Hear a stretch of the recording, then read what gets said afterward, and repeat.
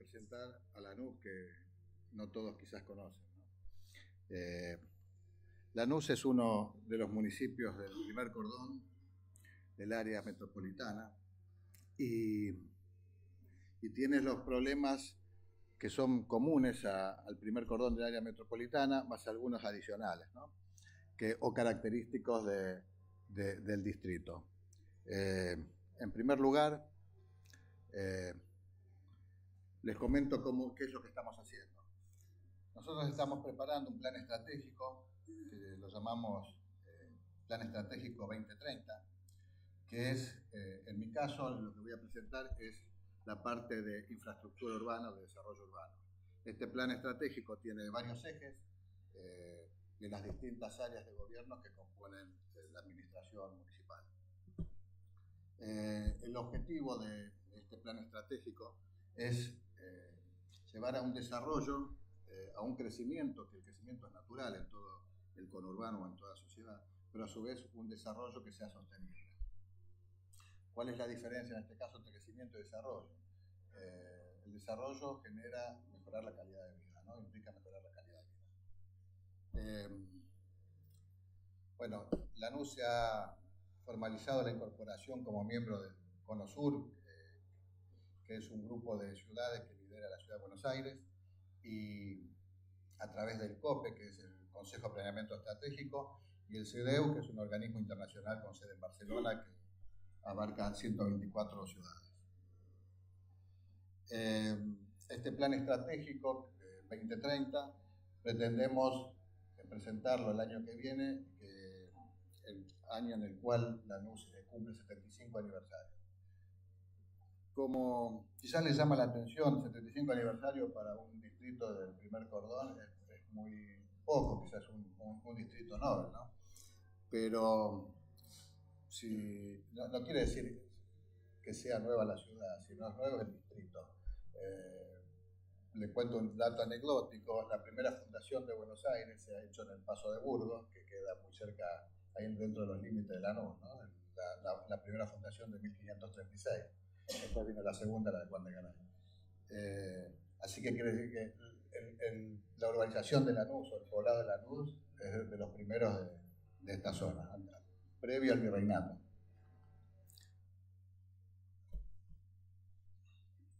Bueno, estos son los ejes sobre los que hemos trabajado. Una ciudad sustentable. ¿Qué implica una ciudad sustentable? Sustentable en cuanto a recursos económicos, en cuanto a infraestructura y en cuanto a mantenimiento de toda esa infraestructura. Una ciudad policéntrica es un criterio moderno en cuanto a la organización. O sea, las ciudades no son más centralistas, sino de varios lugares. Un buen ejemplo es la ciudad de Buenos Aires, ¿no? Que a través de las comunas ha distribuido muchas funciones, muchos trámites, etc. Una ciudad segura. Si bien nosotros no tenemos problemas de terrorismo, hemos tenido, ¿no? Hemos tenido dos atentados, pero bueno, tenemos problemas de otro tipo de inseguridad, ¿no? Que las ciudades necesitan mayores controles, cuanto más urbanizadas, otro tipo de controles, las tecnologías. Una ciudad accesible, eso implica que merezca ser vivida, que todos los que vivimos en el conurbano sabemos el tiempo que perdemos para desplazarnos desde nuestros domicilios a los lugares de trabajo, y que en este caso sí es un problema de mi área, puesto que Lanús está en el primer cordón y sus accesos son bastante complicados. Una ciudad cultural, pensemos que Lanús cuenta con aproximadamente 500.000 habitantes, lo cual tiene una demanda grande de muchos servicios, y entre ellos servicios culturales, obviamente. Una ciudad educativa también, tiene una universidad y necesita educar a la gente que está, a los chicos en este caso que están en edad de escolarización, y también aquellos que escuelas secundarias y también terciarias y universitarias, ¿no? Una ciudad productiva, creativa y de innovación tecnológica. Bueno, ahora cuando vean la distribución geográfica de cómo está sentada la población, verán que no hay posibilidad de actividades de origen secundario, sino quizás comercial más que nada, ¿no? Pero no de origen primario, perdón, o industrial, puesto que está en el primer cordón, ya no hay posibilidad de generar industria. metropolitana, tiene características netamente urbanas, saludable, la oferta de salud, bueno, ahora está en pleno desarrollo lo que se llama el AMBA, que es, se redistribuyen en los que se llaman los CAP, Centros de Atención Primaria, en los cuales, en conjunto con la ciudad de Buenos Aires, los distritos del primer cordón, hay un plan estratégico para poder atender a la población sin tener que desplazarse a los hospitales o a los lugares cuando no es necesario, obviamente.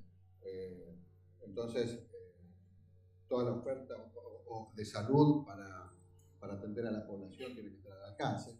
Participativa, ¿por qué? Porque nosotros como funcionarios no nos podemos creer que tenemos el libro donde dice lo que hay que hacer y eso es perfecto, sino que a veces no es lo que creemos, no es lo que la gente quiere, ¿no? o lo que la gente de la población solicita. Y urbano ambiental, toda gran ciudad, toda ciudad produce desechos, produce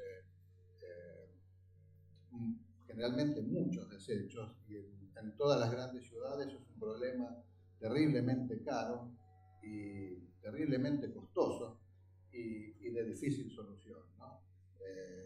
Todos aquellos que son funcionarios políticos de algún municipio saben de lo que hablo, lo que es transportar la basura, lo que es transportar a lugares donde cada vez hay menos lugar para volcar, para reciclar. Entonces, bueno, son problemas muy importantes y de alto impacto en las finanzas municipales. Bueno, acá esto es el área metropolitana, el AMBA, y como ustedes pueden ver, Lanús está pegado a Avellaneda, al sur de la ciudad de Buenos Aires, pegado a Avellaneda, entre Avellaneda y Lomas de Zamora, limita con la ciudad de Buenos Aires al norte, al este Avellaneda, al oeste Lomas de Zamora y al sur una parte de Quilmes.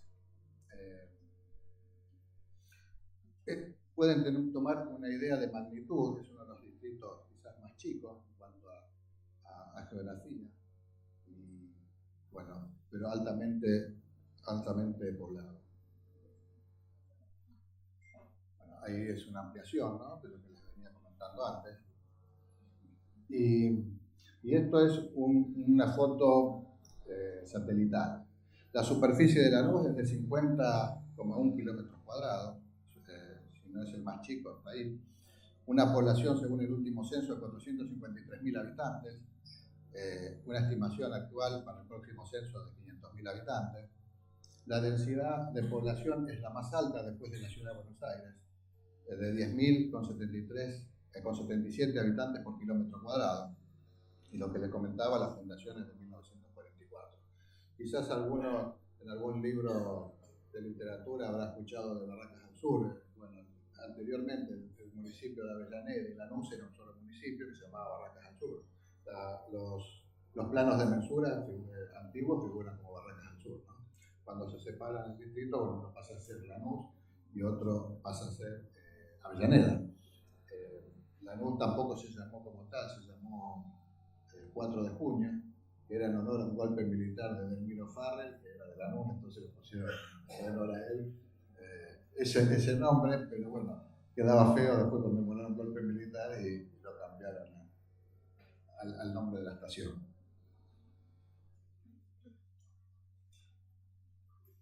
Bueno, estos son los puntos en el cual es lo que les voy a comentar, que tienen que ver más que nada con mi área, que son dentro de ese intercado que les mostré en la foto satelital, qué problemas somos los que más, lo que más hemos notado en Lanús. Porque frente a tanta población y a tanta demanda de servicios, a veces lo que más nos cuesta a los que estamos en la función de gobierno es sentarnos a proyectar el futuro, ¿no?, que queremos al mediano y a largo plazo. O sea que la mayor parte de nuestro esfuerzo y tiempo nos lleva a cubrir los problemas inmediatos, ¿no? Uno de los principales problemas en cuanto a que hemos notado en Lanús es la conectividad. Si bien estamos del otro lado del riachuelo, tenemos un solo puente que une con la ciudad de Buenos Aires, ¿no?, el puente que cruza entre entre Valentín Alsina y Pompeya, ¿no? El puente Alsina, conocido como puente Alsina. Es el único puente que hay en toda Lanús, hasta lo que es Camino Negro, puente La Noria. En este momento, bueno, lo van a ver que está en ejecución. Bueno. La otra barrera, bueno, eso es una barrera natural, el riachuelo. Y la otra barrera, que no es natural, es artificial, es el ferrocarril, que en su momento el Roca, bueno, que era para llevar el ferrocarril era lo más necesario y lo más importante como medio de comunicación, pero a medida que crece la población, todos los lugares donde hay ferrocarril, las vías terminan siendo una barrera que divide norte-sur, este-oeste. Entonces, atraviesa el ferrocarril Roca, el ramal vía Temperley, todo el distrito, y en ese distrito hay muy pocos cruces. De hecho, cruces vehiculares hay solamente 4, y se han creado cruces peatonales para integrar los barrios, ¿no? Quien tiene que ir al colegio del otro lado tenía que caminar distancias importantes. El tercer eje es los corredores viales. Ahora van a ver que había muy pocas avenidas que atravesaban, porque a diferencia de una ciudad planificada, esta ciudad se fue, cuando se mudan todas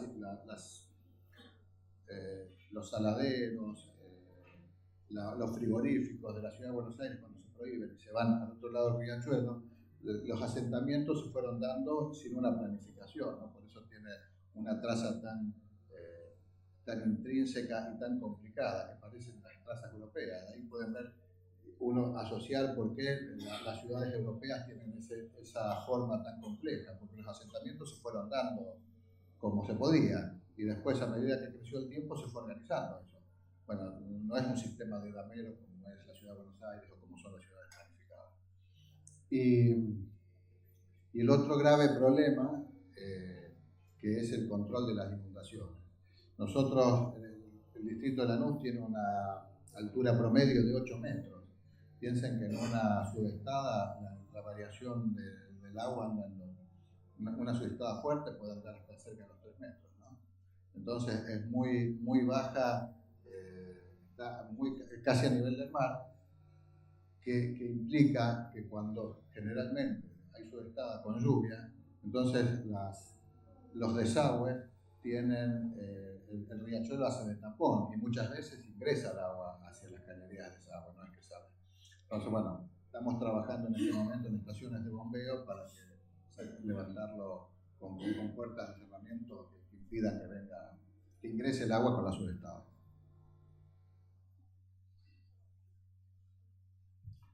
Bueno, este es el sistema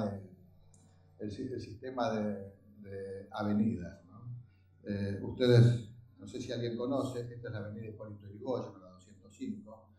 Pegado a las vías de Hipólito Yrigoyen están las vías del ferrocarril Roca. Entonces, la parte sur es lo que se conoce como Lanús Este y la parte norte Lanús Oeste. Entre ambos puntos, entre los extremos de Lanús, entre Avellaneda y lo que sería Lomas de Zamora, hay solamente 5 pasos, de los cuales un puente y 4 bajo nivel, de los cuales uno de esos 4 está en el límite del partido. Después todo se hace bastante complejo pasar de un lado a otro, ¿no? Después, a pesar de que todas las avenidas que ven no tienen un ancho considerable como para llamar avenidas, ¿no? Entonces, bueno, implica usar la tecnología para sistematizar semáforos y hacerlo a la mañana quizás con sentido hacia Buenos Aires y a la tarde con sentido hacia el sur. El otro problema que todos deben conocer, o por lo menos los que van al sur, es que nuestra ciudad está diseñada al estilo de que se concentra todo en el puente Pueyrredón, ¿no? Entonces viene desde la avenida Mitre, el Rutador, la avenida Pavón, Hipólito Yrigoyen, hacia el puente Pueyrredón. Ese era un criterio que es un criterio militar. Los puentes se hacían en función de que pasen las tropas y los tanques, los camiones, los pertrechos. Entonces, si ustedes ven que después voy a mostrar las fotos del Támesis o del Sena, ven que no existe esa concentración en un puente, sino hay varios puentes cada 200, 300 metros donde está la zona urbanizada. Entonces, si uno concentra todo el tránsito en un lugar, obviamente a medida que aumenta el tránsito va a ser cada vez imposible más concentrar el lugar. En hora pico uno cruza el puente Porredón y ya está el embotellamiento que no puede bajar de la autopista 9 de Julio, ¿no? Y a la vuelta lo mismo, cuando sube no se puede bajar para el sur.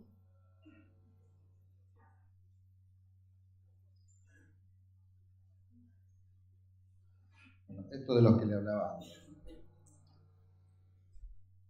Tenemos un puente vehicular,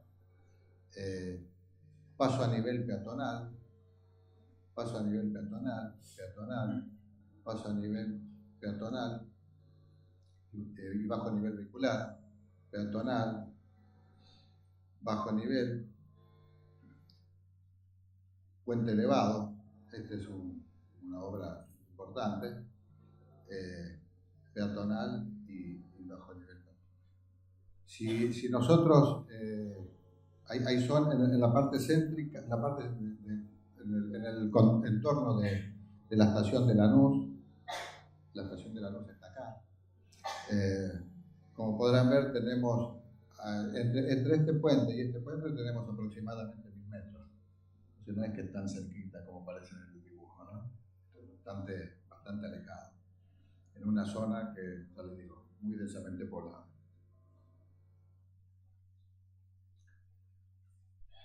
Bueno, esto ya lo estamos haciendo, está en ejecución, porque antes que nada es obvio que los embotellamientos, y vemos dónde se concentran los tránsitos, implica nuevas obras de características viales, ferroviarias y peatonales.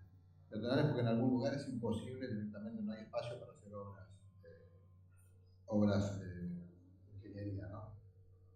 Y el otro tema es que cada vez cuando hay más obras y más infraestructura, uno naturalmente ve como las estadísticas de accidentología bajan.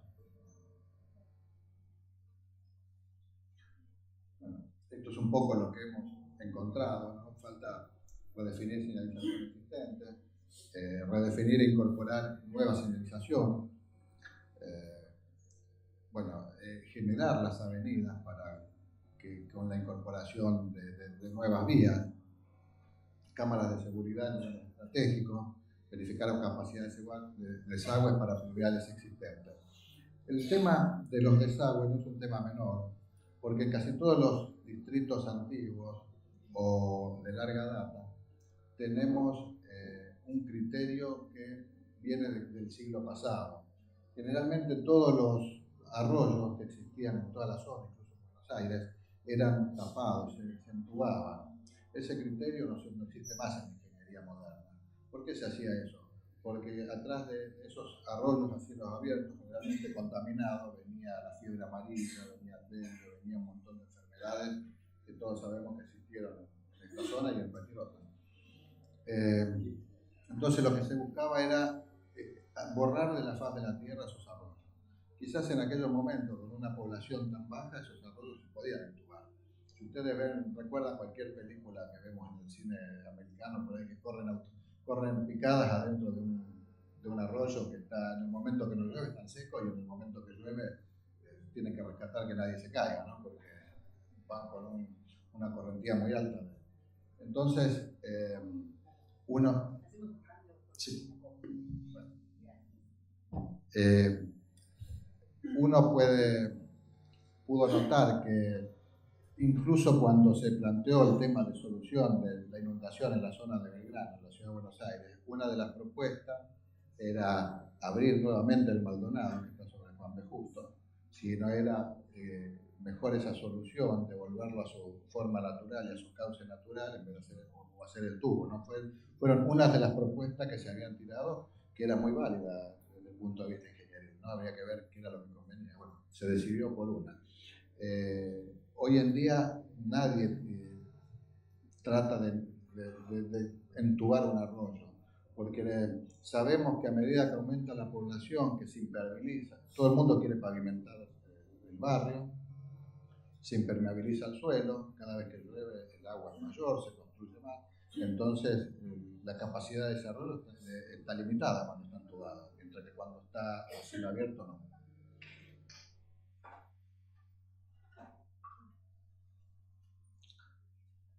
Y otra de nuestras limitantes importantes es el riachuelo, que esa sí es una limitante natural, ¿no?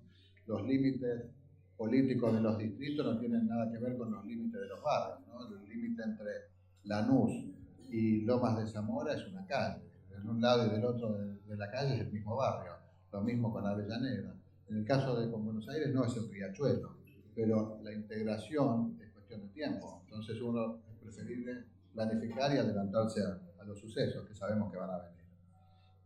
Ese es el puente del que le hablé, el único existente. Un puente muy pintoresco, lindo, pero como podrán ver, es de 1930. Este es el puente en ejecución, que ya está prácticamente, que une la ciudad de Buenos Aires con Lanús. Ahí, pegado a este, hay un polo educativo que se ha rediseñado todo, donde era una fábrica militar, se ha rediseñado un centro de escuelas primaria, secundaria e incluso el Ministerio de Seguridad está poniendo una escuela, una universidad dedicada a temas de seguridad.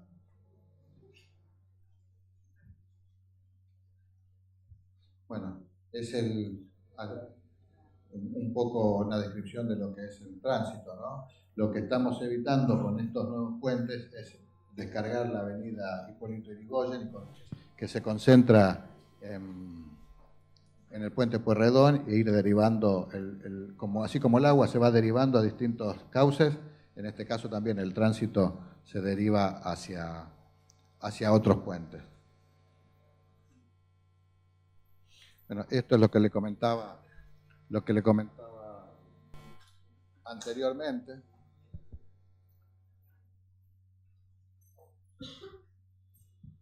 Hola. Esto es lo que le comentaba anteriormente.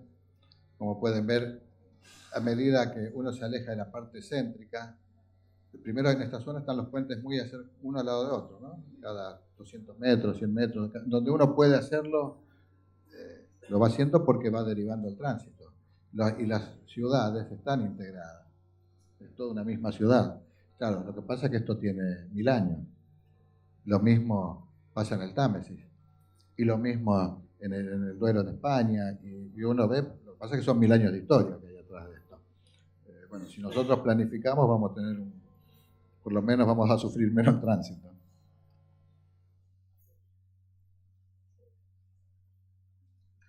Esto es un poco lo que estamos intentando aún, lo que estamos haciendo sobre el riachuelo. Aún así, todavía las distancias son importantes, ¿no? Pero lo suficientemente corta para la demanda de hoy, ¿no? Bueno,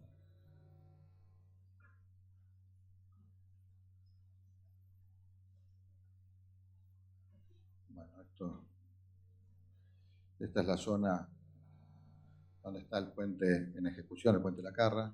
Esta es la zona que se está reciclando. Y esto tiene que ver no solo con la integración de accesibilidad, ¿no? Que es la parte que a mí me toca por estar en Lanús y por ser el secretario de Desarrollo Urbano.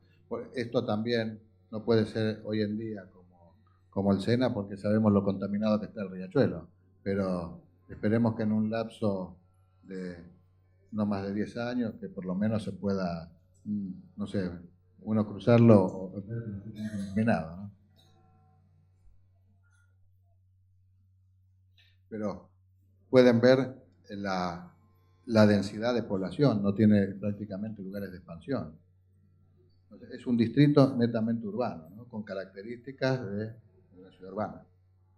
No podemos hablar de erradicación industrial,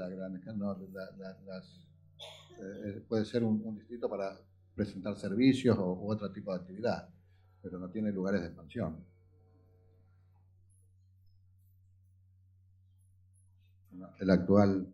Ese es el único puente existente. Acá es el límite con Avellaneda. Y esto es una zona que era ferroviaria, ¿no? Que queremos rescatarla, obviamente.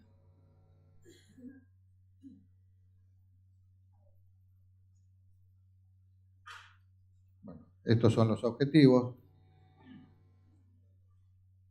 No, esto ya está. Esta es, bueno, una calle de barrio.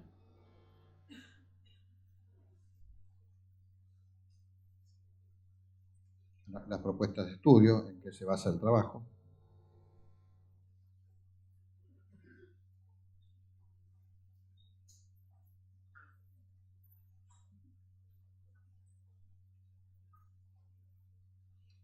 El plan de inundación, de control de inundación. Fíjense, acá sí vamos a prestar atención un poco. Esto es actualmente las trazas de desagües de Lanús. Como podrán ver, es un distrito que en casi su totalidad está atravesado por conductos pluviales. Muchos de ellos son insuficientes porque fueron hechos en otra época, conductos de 30 centímetros de diámetro que hoy están prácticamente por reglamentación están limitados.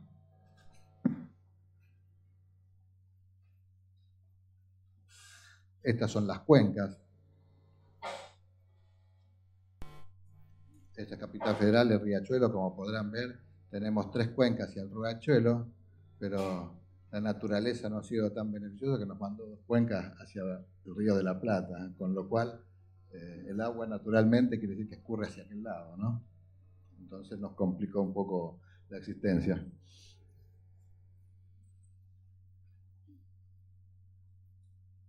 El río Matanza, Riachuelo,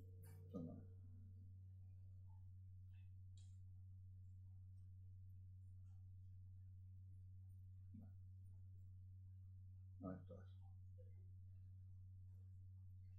es un poco para ilustrar lo que le venías contando. Listo.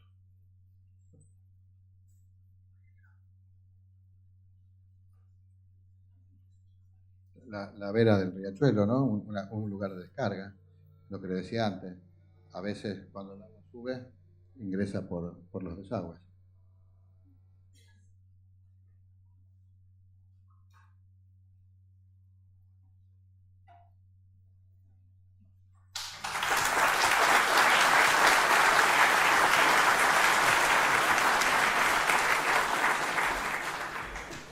Bueno, les voy a contar un poquito de Pilar, ¿no? Primero un poquito de contexto. ¿Dónde está Pilar en el área metropolitana? Pilar está, bueno, donde todos lo ven ahí. Pilar es un municipio muy grande comparado a Lanús. Pilar tiene 380 kilómetros cuadrados, casi el doble de la ciudad de Buenos Aires.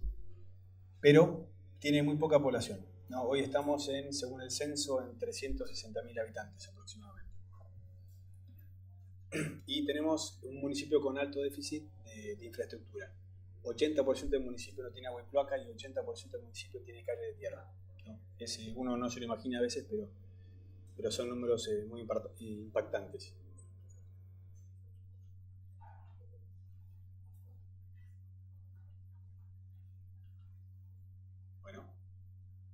Bueno, este es el municipio.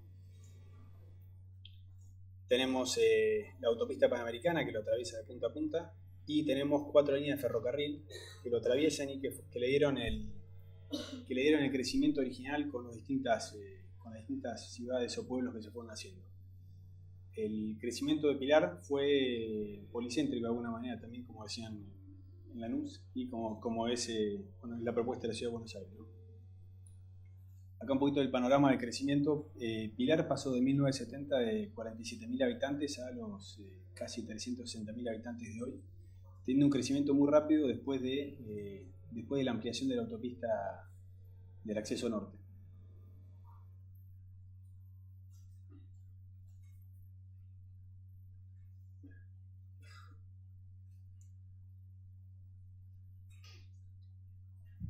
Bueno, tenemos un problemita con esto. Bueno, esto es para que se tengan una idea del problema que teníamos en Pilar, ¿no? Teníamos un crecimiento muy, muy grande, muy disperso y sin infraestructura en muchos casos. No,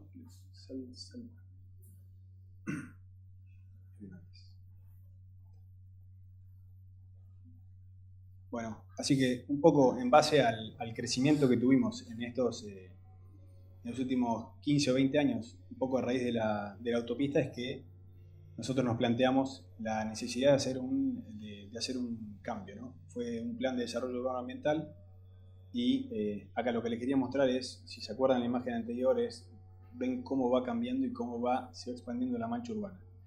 Hoy de los 380 kilómetros de territorio del municipio hay casi 200 o 180 que están urbanizados, ¿no? Con muchísimos vacíos, pero para que se den una idea tenemos una superficie casi similar a la de la Ciudad de Buenos Aires con 1/10 de la población. Bueno, el 2017 iniciamos el Plan de Desarrollo Urbano Ambiental con un convenio con la Universidad de Buenos Aires y lo que se proponía este plan era generar un nuevo código de ordenamiento territorial.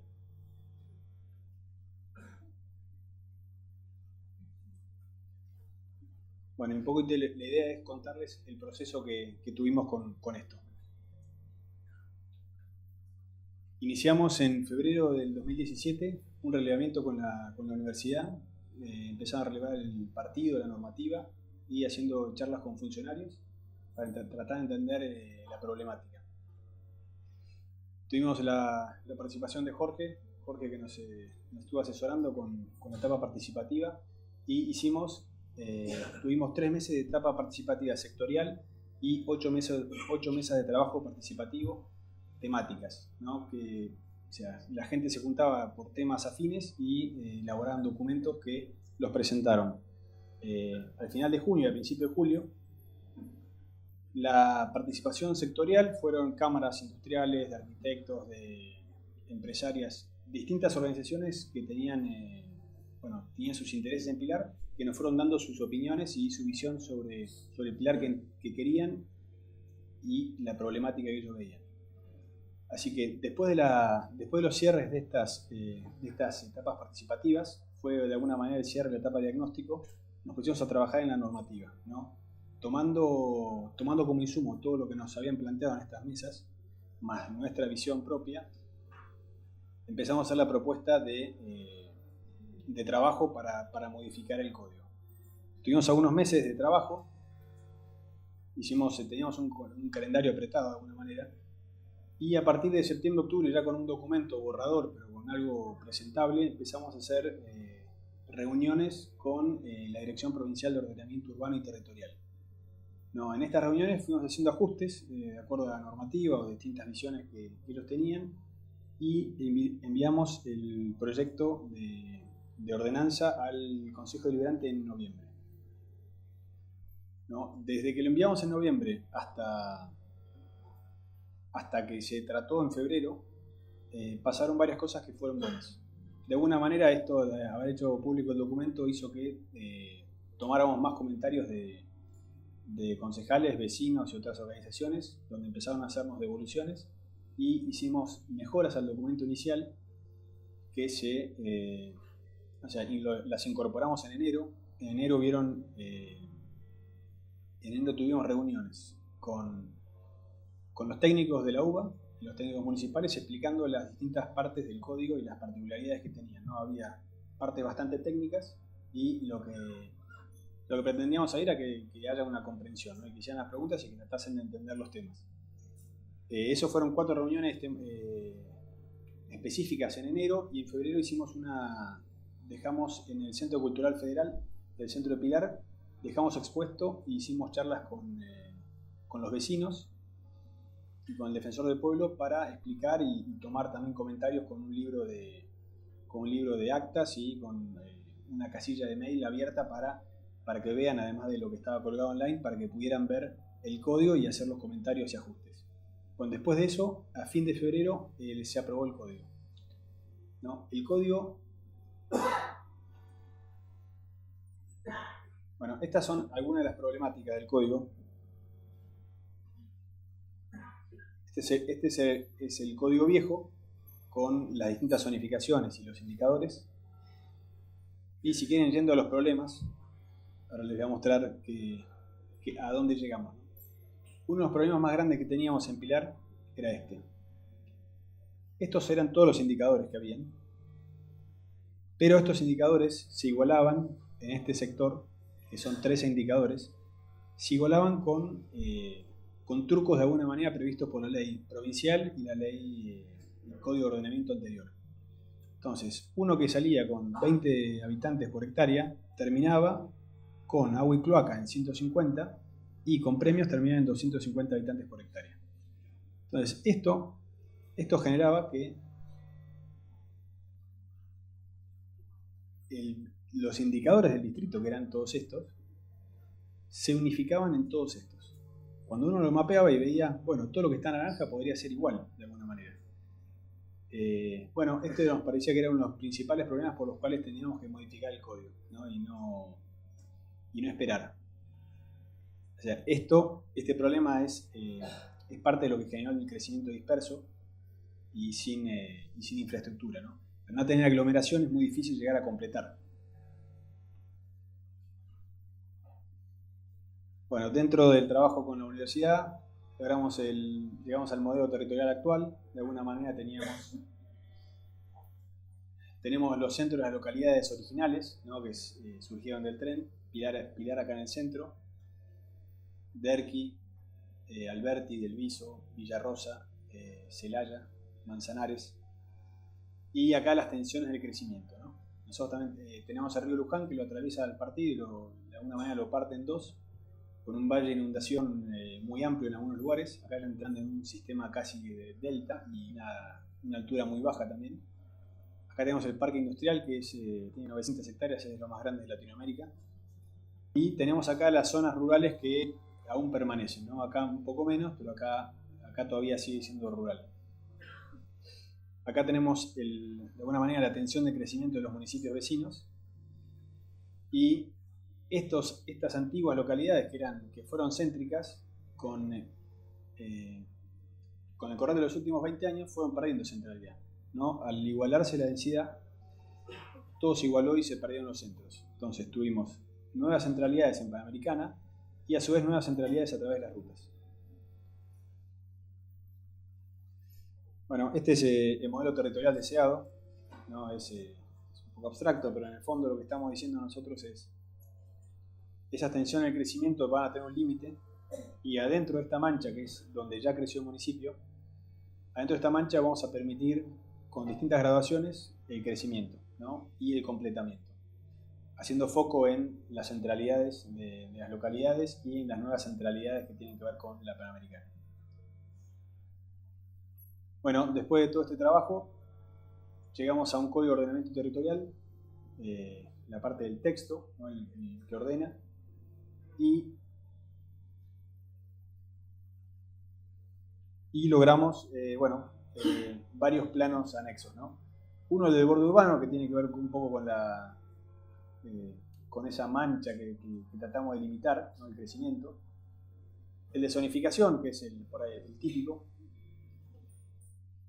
La mixtura de usos y corredores, esto tomando un poco lo que hizo la Ciudad de Buenos Aires, ¿no? La manera de manejarse la Ciudad de Buenos Aires. En Pilar teníamos, para hacer una idea, los usos muy restringidos, ¿no? El 90% de los usos requerían uso conforme del Consejo Deliberante. Esto quiere decir que un pelotero, una gomería o una sala de fiesta requería un uso conforme del Consejo Deliberante, ¿no? Lo que hicimos con el nuevo código es hacer al revés, que las excepciones sean realmente excepcionales y que la mayoría de los usos estén contemplados dentro de alguna de las zonas que están marcadas acá en el plano y que están con sus indicadores. Bueno, generamos un plano de red troncal, también el mismo problema que yo creería que casi todos los municipios. Pilar no tenía red de avenidas, salvo las rutas provinciales y nacionales que atravesaban el distrito. El resto de las calles eran todas calles de ancho típico, ¿no? Y, por ejemplo, las calles que salen de los puentes, que son como si fuesen las avenidas, tienen un ancho típico y no tienen la posibilidad de expansión. Entonces, lo que hicimos con el plano de red troncal fue generarle una restricción al ancho o a la construcción en los lotes linderos que están frentistas sobre la red troncal, para hacer algo parecido a lo que hacen las avenidas, ¿no? Generar 30 metros de ancho, que en los lugares donde ya está construido eso se mantiene, pero en los lugares donde no se construyó, generar la restricción para que el día que estén los recursos para hacer las obras, el ancho ya esté delimitado y sea más fácil de materializar. Bueno, generamos también el plano de macrozona de la ley de hábitat. Esto quiere decir la ley de hábitat de alguna manera pasa por encima del código, ¿no? O está en paralelo, ¿no? Porque se maneja a través de otra ley. Lo que hicimos con esto fue delimitar las zonas en donde puede intervenirse, donde puede aplicarse la ley de hábitat, ¿no? Es decir, si estamos generando un plano de zonificación que entendemos que es el ideal para Pilar, no tiene demasiado sentido generar esto, ¿no? Entonces lo estamos haciendo en las zonas donde pensamos que la ley de hábitat puede generar algún tipo de regeneración del tejido. Y después también generamos un plano de centros urbanos que tiene que ver con los usos para generar una mixtura que mejore y que potencie los centros urbanos. Bueno, además de eso generamos macrozonas de protección ambiental y patrimonial. Algo que no se ve en el plano, que ahora voy para atrás y les muestro, es Pilar le quedan algunos pueblos rurales, y lo que estamos tratando de hacer acá es preservarlos, ¿no? Preservar el carácter de pueblo rural. Entonces en estos lugares va a haber una restricción a la construcción y a la tipología edilicia. Y en Manzanares y en Celaya y Fátima, que son los pueblos rurales que de alguna manera se mantienen, estamos prohibiendo eso. Y en los centros urbanos donde ya hay desarrollo, ya hubo crecimiento, lo que estamos es delimitando las zonas con mayor valor patrimonial para que se pueda preservar y mejorar el entorno. Además de esto generamos la capacidad constructiva transferible, que es un poco más técnico, pero la idea es que los edificios patrimoniales catalogados puedan tener algún beneficio y no que sea una penalidad la catalogación y que uno pierda constructividad.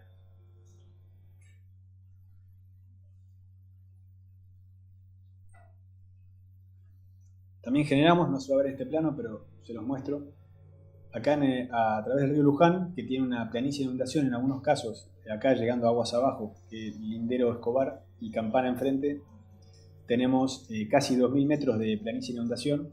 Generamos una línea de restricción que es la planicie de inundación, que obviamente está a ambas márgenes, y lo que hace es permite transferir la capacidad constructiva de esos lugares, que en muchos casos son rurales, así que la capacidad es mínima, pero con la misma idea. Primero, restringir la construcción, que ha generado problemas.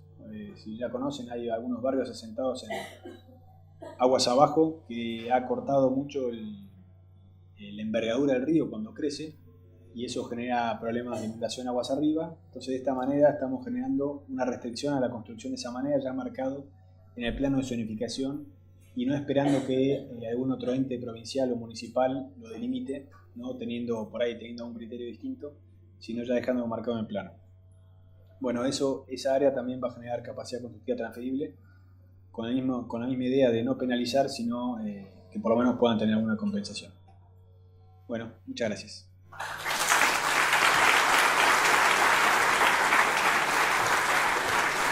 Bueno, mientras carga la presentación, gracias a la Ciudad de Buenos Aires por invitarnos a participar, siempre teniéndonos presentes. Gracias a ustedes por venir y compartir también todas estas jornadas que espero hayan sido muy provechosas. Creo que esta es la última jornada. Esperemos poder darle el cierre que merece. La verdad, nos encanta participar de estas jornadas, nos encanta poder venir a charlar con ustedes, y más nos gusta un poco el desafío que se plantea. Nosotros viendo un poco acá, leemos los banners, ¿no? Yo veía recién, estrategas urbanas, ¿no? Y lo más interesante quizás es la frase de abajo, hacia una institucionalidad metropolitana. ¿Realmente sabemos qué es lo que eso significa? ¿Sabemos lo que es ir a una institucionalidad metropolitana y la dificultad que eso en realidad implica? Creo que ese es el desafío que nosotros tenemos, más allá de las obras o más allá de las cosas que podamos hacer. ¿Cargo? Sí. Pasan otra. Esa. Cuando nos ponemos a pensar un poco en los problemas metropolitanos, yo creo que hay un cambio, o quiero compartirles, ¿no? Que hay un cambio de paradigma súper importante. Hace muchos años nosotros por ahí pensábamos en los municipios compitiendo entre sí. ¿Dónde se vive mejor? Se vive mejor en 3 de Febrero, se vive mejor en San Isidro, se vive mejor en Vicente López, se vive mejor en la Ciudad de Buenos Aires, se vive mejor en La Matanza, en Lanús. ¿Dónde es que nosotros queremos vivir y dónde es el lugar mejor para vivir? Hoy eso ha cambiado. Hoy nosotros queremos vivir todos en el mejor lugar en el cual podamos vivir. Y eso nos ha llevado a pensar ya la ciudad de otra forma. Hoy pensamos realmente en fenómenos metropolitanos en las situaciones y en los problemas que tenemos, y acá con los colegas tratamos constantemente de compartir soluciones. Ya no pensamos en quién es el que tiene la mejor solución, o dónde nosotros podemos poblar mejor nuestro territorio, o dónde nosotros podemos tener mejores industrias, sino lo que pensamos es cómo le damos la mejor calidad de vida a la gente, y en realidad cómo podemos lograr que en un espacio que, si bien hoy lo vemos y cuando pensamos, por ejemplo, la superficie de Pilar o algunos otros municipios decimos, uy, cuánta superficie que hay, en realidad es escasa, porque lo que se ha producido es un fenómeno de aglomeración y todas las ciudades en el mundo pasa lo mismo, la mayoría de la población se mueve hacia las ciudades. Esto obliga a que nosotros pensemos las cosas de forma diferente. No solo obliga a que pensemos las cosas diferentes de cara, no me quiero extender, pero es algo que sí les quiero dejar pensando. Y aparte, los quiero invitar a colaborar, porque esta colaboración es la única que en realidad nos va a permitir mejorar esto y dar una mejor vida a los habitantes de todas las ciudades. Cuando nosotros también un poco pensamos, siempre decimos, vemos sí, la centralidad de la ciudad de Buenos Aires como la más importante o aquella que genera el mayor polo de atracción. Pero si vemos un poquito, por ejemplo, nosotros en la mirada que tratamos de darle a nuestro municipio, también tenemos problemas metropolitanos con el resto de los municipios circundantes. Hace muy poco, y para traer un caso emblemático, ustedes saben, se anunció que en el municipio de Morón, en la zona de Palomar, se va a empezar a desarrollar un aeropuerto para lo que son las aerolíneas low cost. Señálame dónde está, justo donde va el aeropuerto. ¿Con el rojito de arriba? ¿Cómo piensan ustedes que es el impacto que genera esto dentro de 3 de febrero? En realidad no es Morón, es un aeropuerto metropolitano. Es un aeropuerto que no solo genera impacto en 3 de febrero, lo va a generar en toda la zona. Nosotros algo que también los invito a pensar, para aquellos que conocen 3 de febrero, por ahí cuando cruzamos la General Paz entendemos que estamos pasando, probablemente no sabemos si es a 3 de febrero, a veces decimos esa es Peña, a veces decimos es a otros lugares, a veces decimos es a Villa Lynch, si vamos a San Martín, pero en otros casos, como por ejemplo cuando cruzamos por Triunvirato o por La Valle, que es otro de los límites, no nos damos cuenta. El ciudadano compra de un lado o del otro. Y los fenómenos de tener un buen nivel de infraestructura nos beneficia tanto al municipio de 3 de febrero como al municipio de San Martín. Y lo mismo ocurre en el resto de las situaciones. Cada una de las cosas que nosotros hagamos tiene un impacto metropolitano hoy. Y creo que acá, y un poco en esto, es el centro del pensamiento de lo que quizás estamos tratando de ver, es cómo podemos generar una institucionalidad para que estos procesos dejen de ser algo netamente colaborativo. Nosotros podemos tener un buen nivel de diálogo con un funcionario de la Ciudad de Buenos Aires, o con otro de San Martín, o con otro de San Miguel, o con otro de Morón, y ponernos a charlar y decir cómo solucionamos nuestro problema limítrofe. ¿Quién pone las luces? ¿Las pones vos o las pongo yo? Piensen que en algunos lugares, por ejemplo, el eje de la calle es el que divide, con lo cual tranquilamente yo podría decidir poner de mi lado luces LED y del otro lado que siguieran existiendo luces de mercurio. Esto es una locura. Entonces, ¿qué es lo que tenemos que trabajar? Tenemos que trabajar en dar ese marco institucional para que, independientemente de la buena relación o de la visión que cada funcionario pueda tener en su momento, se puedan lograr estos fenómenos. Creo que estas jornadas, y creo que un poco lo que la Ciudad de Buenos Aires está tratando de liderar desde este punto es eso. Y está en todos nosotros ir cada uno desde el lugar. Yo entiendo que acá hay diversas organizaciones, hay ONGs, hay gente de otros distritos. Bueno, nosotros tenemos que tratar de ir hacia eso. Es un problema realmente desde el punto de vista de la institucionalidad, por lo que es el manejo de la soberanía de cada uno de los distritos y de los poderes de cada uno de los distritos. Pero si cada uno no solo nos sentamos a tratar de cederlo, sino a tratar de pensarlo en conjunto y de llevar la mejor solución racional a cada uno de estos problemas que tenemos, como decían recién, la basura. Nosotros tenemos un distrito que tiene una de las plantas de tratamiento, Norte 3 del SEAMSE, que se comparte con San Miguel y con Tigre, del cual llega basura de todos los distritos todos los días. Toneladas y toneladas y toneladas de basura que llegan para su tratamiento. Esto genera deterioro en las calles, genera problemas en temas de higiene, genera problemas los días de lluvia, genera una cantidad de situaciones que, si no son tratadas de forma metropolitana y si no son pensadas en conjunto por todos nosotros, jamás van a tener una solución. Nadie puede tener una solución por sí solo, ni siquiera Piénselo, la Ciudad de Buenos Aires, la creación del SEAMSE y así como el SEAMSE, otra cantidad de instituciones se fueron creando para poder dar soluciones metropolitanas a problemas netamente locales. Yo ahora les voy a dejar con Lucre, que les va a contar un poco. Nosotros trajimos acá un proyecto principalmente, volvemos a un anterior, trajimos un proyecto que es el que nosotros pensamos que es un proyecto principal, porque es un proyecto lindo, es un proyecto interesante para contarles. Lo que no quiere decir que es el único proyecto que nosotros tengamos o que es lo único que hayamos trabajado en sentido metropolitano. Apuntate un poquito. Bueno, por ejemplo, sí, empezamos. Yo les voy a enumerar una serie de proyectos. Nosotros tenemos este que vamos a mostrar ahora, que es el Paseo Granaderos, que se encuentra más o menos a la altura, que es la prolongación de una avenida que genera un parque. Hemos generado un centro comercial metropolitano, que probablemente los que estuvieron en alguna de las charlas anteriores, yo no sé si alguien de la Ciudad de Buenos Aires ya se los comentó, en la avenida López de Vega se trabajó en generar un centro comercial que tuviera la misma tipología de un lado que del otro. Eso fue un esfuerzo conjunto para poder entender que no existe una barrera dentro de la General Paz. Borrar la General Paz es algo que quizás uno lo piensa como esto es loquísimo, pero no, es así. O sea, la General Paz se va borrando como se va borrando el Riachuelo o como se van tratando de integrar otras áreas. De la misma forma tenemos por la avenida Lavalle, que es la que hace el corte con el distrito de San Martín. Hay un proyecto conjunto para la repavimentación, la inclusión de luces LED, el arreglo de sumideros, etcétera, que al mismo tiempo tiene otro proyecto que también se está trabajando, que es la integración de un camino de borde sobre el camino del Buen Aire, que lo que hace es cerrar y completar las urbanizaciones que se encuentran en la zona norte del distrito. Con Morón hemos hecho, no solo tenemos todo el proyecto que hace al área del aeropuerto, sino que genera un montón de problemas de transitabilidad, de movilidad de un lado hacia otro y de permeabilidad, sino también tenemos un centro comercial en conjunto. Yo los invito, por ejemplo, quien conoce Ciudad Jardín, trate de adivinar dónde termina Ciudad Jardín 3 de febrero y dónde empieza Morón, porque hay una punta de Ciudad Jardín que está cruzando la vía y que probablemente ustedes piensen que es Morón. Les doy un tip, siempre miren los nomencladores. Los distritos cambian los nomencladores de color de un lugar a otro. En Combate de Pavón, con Hurlingham. Otro proyecto compartido en el cual hay un bulevar que se está trabajando para poder integrar toda una zona que podría ser de desarrollo para los dos distritos. Y así, bueno, constantemente hay en cada uno. En la Ciudad de Buenos Aires vamos a mostrarles este más emblemático, pero las barreras urbanas no se borran únicamente con una obra de infraestructura. ¿Quiénes pasaron por el nudo de Ciudadela, en donde está el acceso este y la General Paz? ¿Han pasado? ¿Lo han visto la obra de intervención que se ha hecho de la pintura de las columnas?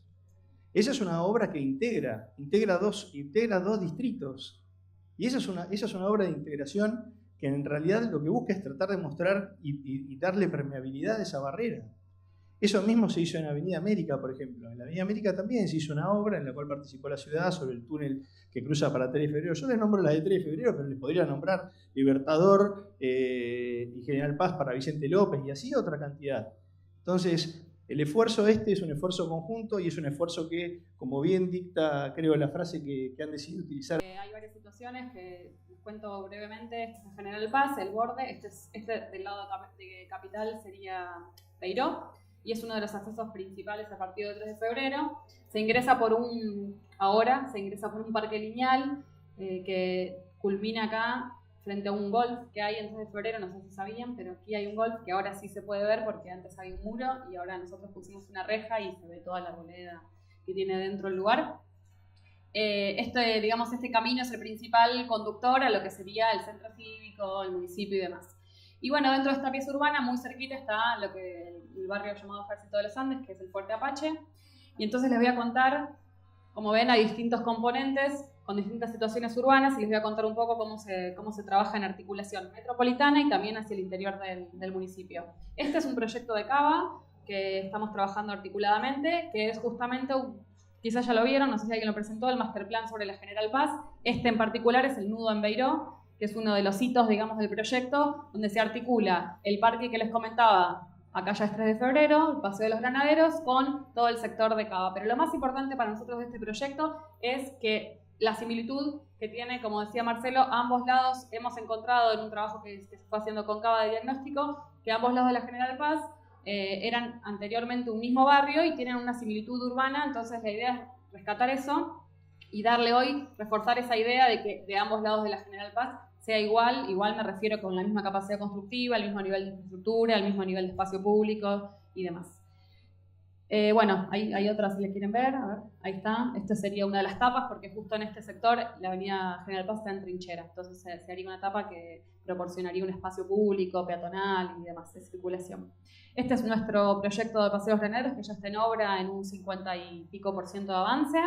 Estamos trabajando con la generación de sucesivas áreas de juego, de integración de distintas edades, de distintos grupos etarios y con distintas calidades, digamos, en cuanto al nivel de la edad que pueden utilizar los juegos. Hay de niños, de adolescentes, áreas aeróbicas, de gimnasia y demás, hasta llegar a lo que sería el golf de 3 de febrero. Que como siempre, una cosa importante que siempre nombra Lucre. Ah, ahí está. Que siempre nombra Lucre. Yo aprendo de ella, pues soy abogado, ella es arquitecta, la que sabe de todo esto, ¿no? Pero lo que nos encontramos como diagnóstico, que es parecido a lo que comentaban mis colegas antes, es un problema de usos. O sea, los usos están todos mezclados por todos lados y todo se usaba de cualquier forma. Al no estar establecido ni siquiera de una forma constructiva o al menos que se indicara cuál es la utilidad o la forma de ejercer ese uso, todo estaba desordenado.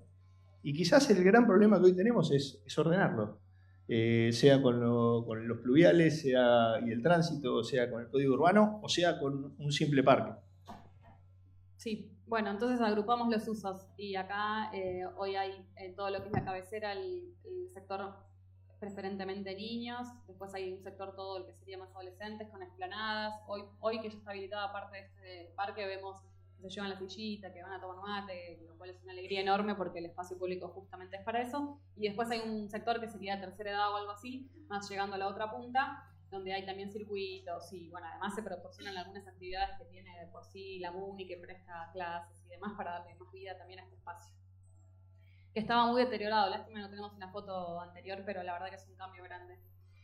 Bueno, ahí llegamos al Ejército de los Andes, el Fuerte Apache, como saben, bien, mira, desde acá se ve, ahí ese es el Paso de los Granaderos, está muy cerquita, esta es la General Paz y ese es el golf. Entonces nosotros estamos trabajando en un proyecto con Hábitat de Nación, el barrio Ejército de los Andes, creemos más o menos que hay 40.000 habitantes, Marce cree que hay como unos 50.000, no está el dato exacto porque hay un crecimiento, digamos, que tiene que ver con la informalidad de la ocupación de plantas bajas y demás que población flotante y un montón de cosas. No es que lo calculamos a dedo. No, Marce lo calcula por la basura. Es una cantidad de peso que retira por día desde el fuerte por la cantidad.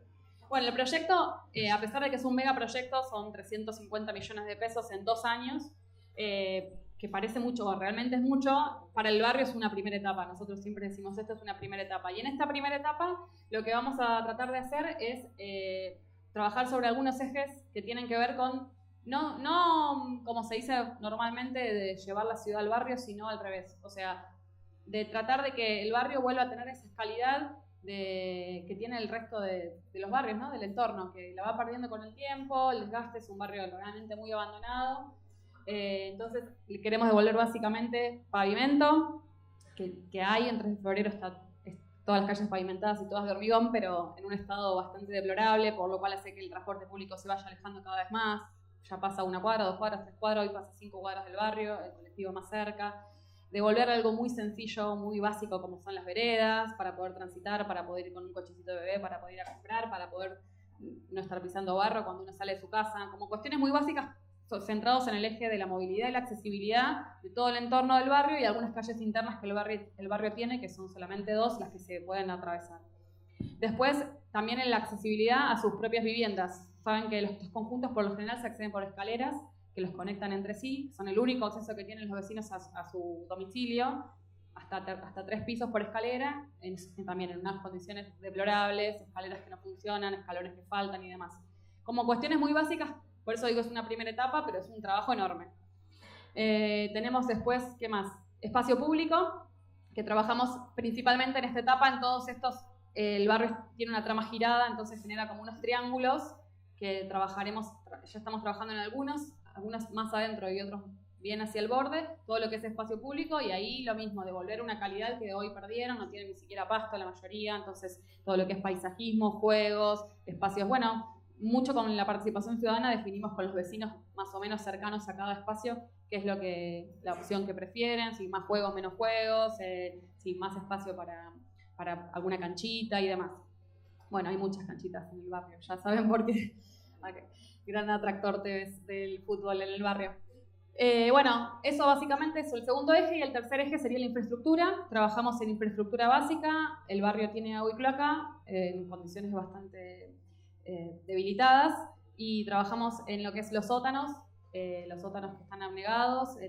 Es un trabajo que hacemos porque es realmente fundamental para los vecinos, que hay entre todos los nudos que hay en el barrio, que los nudos le llamamos a estas torres, 12 pisos. Por ejemplo, acá hay cuatro nudos que son de 3 torres cada uno, y hay un solo ascensor. Entonces eso también hace que los vecinos no bajen a tirar la basura, no quieran volver. Bueno, entonces es como una situación bastante encadenada, porque uno dice trabajan los sótanos, no. Bueno, trabajamos los sótanos justamente para poder devolver después algún ascensor. En el proyecto también está incluido. Y bueno, la idea es, no sé si hay algo más para mostrarles, acá hay algunas fotos que les pueden mostrar, situaciones actuales y situaciones futuras de mejoramiento. Estas son situaciones actuales de estos triángulos que les digo. Trabajaremos también sobre las fachadas. Este es más o menos el estado de la no vereda que hay. Se trabaja sobre luminarias, se trabaja sobre, bueno, luminaria interna, peatonal, vehicular. ¿Qué más, Marce? Bueno, no sé si tenés la foto. Les cuento algo fantástico, pues uno ve pon el anterior.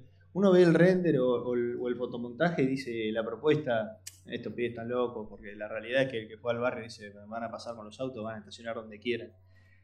Lástima que no tengo la foto, que no sé si está, pero nosotros estuvimos trabajando y ya hay varios modelos de estos que se han logrado.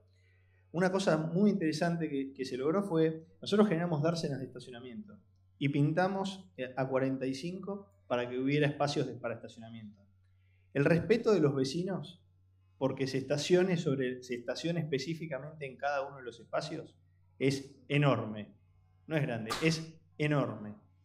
¿Qué es lo que vemos acá? Vemos décadas de abandono. No existe otra razón. Décadas de abandono. Al no haber una sola regla, al no haber una sola intervención, la gente hizo lo que quiso. En realidad no hizo lo que quiso, hizo lo que pudo. Porque las calles internas que hoy están, en realidad, hay permeabilidad, van pasando por donde pueden. Entonces nadie hacía nada. Lo de los ascensores es un ascensor por edificio. Hay 13 edificios, nosotros vamos a poner 13 ascensores. Tienen más ascensores, pero vamos a poner al menos uno. Porque uno tiene que funcionar. Entonces nadie hacía nada. Entonces, cuando nosotros llegamos también a 3 de febrero, y esto lo cuento anecdótico y con esto cierro porque si no me van a matar, pero lo encontramos, uno empieza a trabajar, ¿no? Y cuando empieza a trabajar, yo admito, venía a trabajar en la Ciudad de Buenos Aires, llego a trabajar a 3 de febrero, nos toca hacer una plaza y lo primero que decimos es, bueno, vamos a una plaza, vamos a hacerla lo mejor que podamos, digamos, y con buen diseño, con buenos materiales. Y me dicen, pero mirá que el riesgo del vandalismo en la Ciudad de Buenos Aires, tenemos un vandalismo terrible. Yo digo, bueno, vamos a arriesgarnos a tener que hacerla 2 o 3 veces si es necesario, pero vamos a tomar una decisión. Es una política pública para nosotros que haya buenas plazas y que acá haya una buena plaza. La hicimos. Lo único que tuvimos fue un banco pintarrajeado. Después podría haber algún chico que jugaba a la pelota y le pegaba a un cantero, son pavadas, pero no existió vandalismo. Esto es lo mismo que nos estamos encontrando nosotros. Lástima que no hay fotos de lo que hoy tenemos, porque está un poquito desactualizada la presentación. Pero no hay vandalismo, la gente cuida, nosotros pusimos pasto, la gente lo riega, se armaron cuadrillas de vecinos, se están conformando los consorcios de vecinos dentro de cada uno de los edificios para cuidar lo que se hace. Entonces, hay que desmitificar y hay que sacarnos un poco de la cabeza ese tema de siempre el miedo del vandalismo, y sobre todo esto es algo que lo veo desde lo que nos toca trabajar en el día a día, porque el vandalismo existe, ¿eh? Es cierto que también en una esquina me hacen un basurero y me tiran una heladera y a los 2 minutos viene uno y tira un colchón y después viene uno y tira un auto y a los 2 minutos hay un tipo vendiendo Paco. Entonces, eso es un grado de deterioro, eso es falta de presencia constante del Estado. Si nosotros estamos, si el Estado participa, si el Estado acompaña con obras, si el Estado está, la gente lo quiere y la gente lo usa. Y ese es el beneficio para los vecinos, para todos, para los de la Ciudad de Buenos Aires, los de Morón, los de Lanús, los de La Plata, los de Pilar, los que querramos, ¿sí? Y con esto, Jorge, nos despedimos. Gracias por escucharnos.